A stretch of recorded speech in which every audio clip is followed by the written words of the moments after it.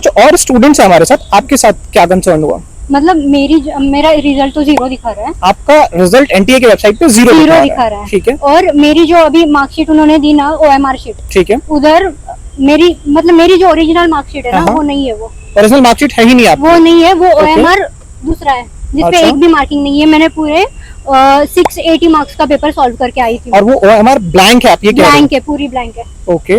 वो OMR मेरी नहीं है। और आपने जो आप बता रहे हो आपने 680 मार्क्स के क्वेश्चन सॉल्व किए थे, उसमें से मेरे को 600 मार्क्स आ रहे थे।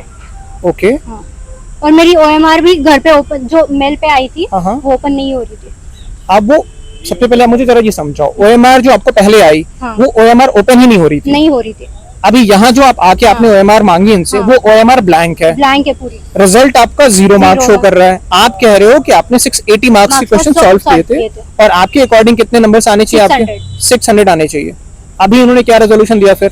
कुछ नहीं। क्या कह रहे हैं ये लोग? बस यही आपकी है। यही आपकी है? मैं सिर्फ अकेली नहीं, इधर बहुत सारे बच्चे ऐसे जिनके यही प्रॉब्लम है। मेरे आगे जो लड़की खड़ी थी, उसका भी सेम पूरा ब्लैंक, पूरा OMR ही ब्लैंक? पूरा OMR ब्लैंक। इसका मतलब इनका ये कहना होगा फिर आपने एक भी क्वेश्चन अटेम्प्ट ही नहीं किया? हाँ।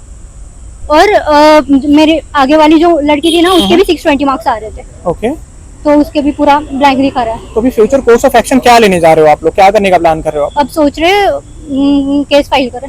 हाँ, आपको करना चाहिए। कौन सा अटेम्प्ट है आपका? थर्ड अटेम्प्ट है आपका? पूरा 3 साल आपका, ये तो बहुत मतलब बहुत क्रूशियल ईयर है आपका ये। आपका क्या कंसर्न है सर? मेरी कजन का पेपर है ये। और बेसिकली स्कोर जो यहाँ पे मेंशन हो रहा है वो 594 है। बट OMR शीट से जब हमने चेक किया है तो ये इसमें 600 आ रहा है, लेकिन इनका डिफरेंट कैसे हुआ 4 नंबर का? रिजल्ट में क्या शो कर रहा है? रिजल्ट में 594 है और एक्चुअल में 600 होना चाहिए जो OMR शीट के अकॉर्डिंग अगर मैं चलता हूँ तो। अगर मैं उनसे बताया सर ये तो डिफरेंस कैसे हो रहा है, बट वो अपनी गलती को एक्सेप्ट नहीं करे नहीं जी, 1 नंबर भी बढ़ गया तो ऊपर नीचे मार्क डाउन हो जाएगा या रैंक ग्रेस मार्क की बात की जा रहे हैं उसमें। हाँ जी बताइए। मेरी आगे वाली जो लड़की थी ना, जिसका पूरा OMR ब्लैंक था, उसको मार्क्स जो मार्कशीट पे मार्क्स आए वो +6 आए। +6? तो कैसे आए? अगर उसने भी कुछ सॉल्व नहीं किया, तो +6 कैसे आ रहा है? वो बोल रहे कि ग्रेस मार्किंग है, और उसने भी कोई सॉल्व नहीं किया, मैंने भी कोई सॉल्व नहीं किया, तो वो 6 मार्क्स मेरे को भी मिलने चाहिए। और आपकी सेंटर की थी वो लड़की? नहीं। तो एक तो क्लैरिफिकेशन इनको ये देना चाहिए कि ग्रेस मार्क इन्होंने दिया किनको है? कुछ बताया है? उसने कुछ लिखा ही नहीं, तो ठीक है उन्होंने 6 मार्क्स दे दिया, पर मैंने भी नहीं लिखा ना। और किसी को 6 मार्क आप दे रहे हो, किसी को मतलब एक तो क्लैरिटी आपको देनी चाहिए ना कि टोटल कितने ग्रेस मार्क्स मिलने चाहिए थे? 6 तो 6, पर वो तो मिलने चाहिए। इससे पहले अटेम्प्ट में क्या नंबर थे आपके? नहीं मतलब मेरे 2 अटेम्प्ट मेरे ये होते, मतलब मैं अटेम्प्ट ही नहीं कर पाई थी। अच्छा, मैं एडमिट थी। अच्छा, आप अटेम्प्ट दे ही नहीं पाए थे। अच्छा ठीक है। हाँ, आप फिर तो आपको क्या इन्होंने बताया? अभी सबसे पहली बात है कि ये लोग एक्सेप्ट नहीं कर रहे कि नहीं जो हमने दे दिया वो बिल्कुल एक्यूरेसी है। इतनी बड़ी लेवल का एग्जाम होता है, इसमें कुछ गलत हो ही नहीं सकता है।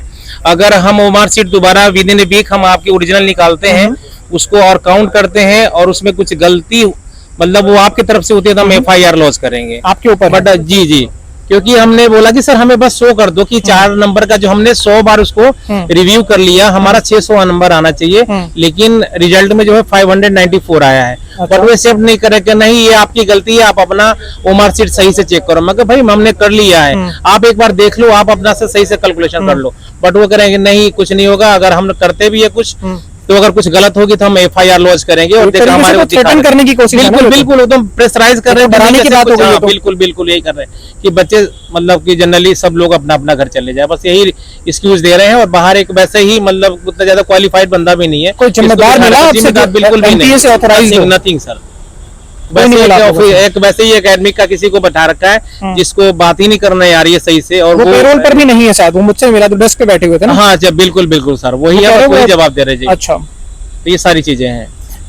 तो आप क्या चाहते हो अभी? रेजोल्यूशन क्या चाहते हो? अब रेजोल्यूशन क्या, अब हम कुछ ना कुछ हम तो केस फाइट करेंगे अगर इस ऐसा सिचुएशन में अगर उन्होंने जवाब नहीं दिया तो कुछ ना कुछ सोल्यूशन सामने आ रहे हैं कि एक ही सेंटर से 8-9 बच्चों का ऑल इंडिया रैंक 1 आ गया। आप इस बारे में क्या सोचते हैं? ऑल इंडिया रैंक सर 67 बच्चों का है और एक ही सेंटर से 8-9 बच्चों का आ गया। बिल्कुल।